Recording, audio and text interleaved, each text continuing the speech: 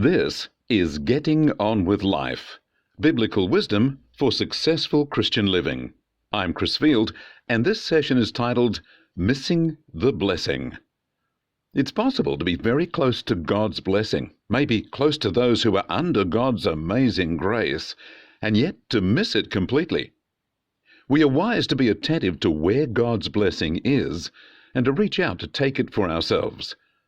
The Bible has many examples of people who were close to those who had God's hand on their lives, yet who did not connect with the blessing. I also like the example of some of the Canaanites living in the Promised Land, who were to be destroyed by Israel, but who recognized God's blessing was on the Israelites, so they went and made a treaty with them. They did it deceptively, in the fear of God. However, let me focus today on those who were very close to God's blessing and yet who missed it. I found it interesting to look at the family of Abraham over several generations and to see that several people missed God's blessing despite being very close to it. Abraham had two brothers, Haran and Nahor, yet they were not called to follow God or given the promised land. Haran's son Lot traveled with Abraham and walked through the promised land, yet did not get any of the blessing.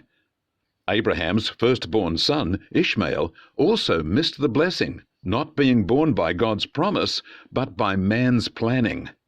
Haran's great-granddaughter Rebekah married Isaac, Abraham's son, and so became part of God's chosen family line. Yet Rebekah's brother Laban, despite being close to the action, missed out on that blessing. Laban's daughters, Leah and Rachel, married into Abraham's family by marrying Jacob, but Laban and his sons missed the blessing.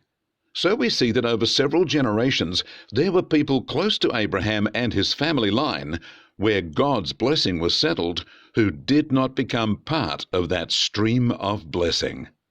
Here's a chart to show those on the edge of the blessing.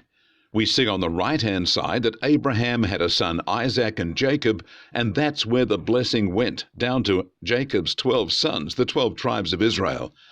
But then Abraham's father Terah, and his two brothers Haran and Nahor, and Haran's son Lot, and Abraham's son Ishmael, as well as Bethuel and Laban, all missed out on the blessing, even though they were ever so close to it all of their lives.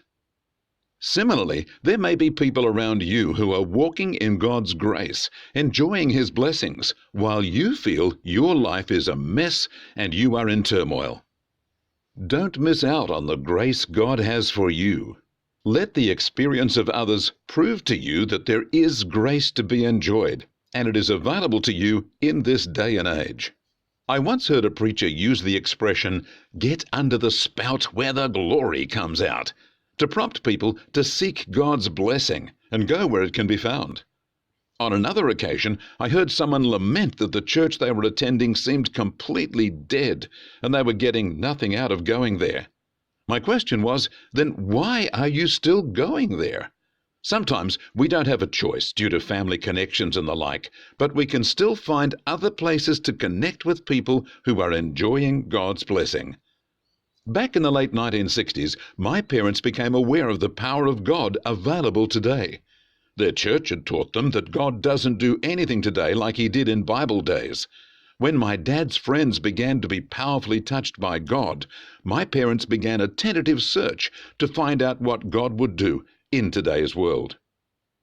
That led them to St. Andrew's Cathedral in Sydney for their midweek healing meeting, led by Canon Jim Glennon. The services were more formal than we were used to in our evangelical background, but there was a lovely sense of God being present.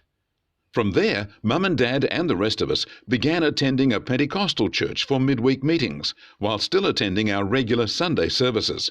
We delighted in those midweek meetings where there was a real sense of God's presence and blessing.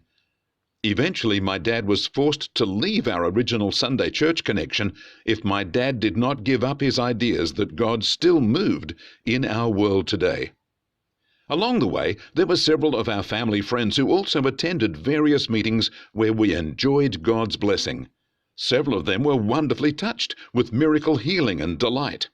However, quite a few of them never pressed on to find more of what God had for them, and their lives reverted to spiritual coldness. God's blessing is around you. There are people in your area who are being touched by God. You too can press in for the fullness of what God has for you.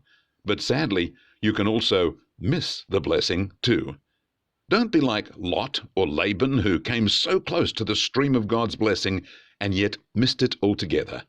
Press in to God. Find fellowship with people who are experiencing the power and presence of God. Keep pressing in until you have received the fullness of what God has for you. Don't be one of those who is missing the blessing. God bless you.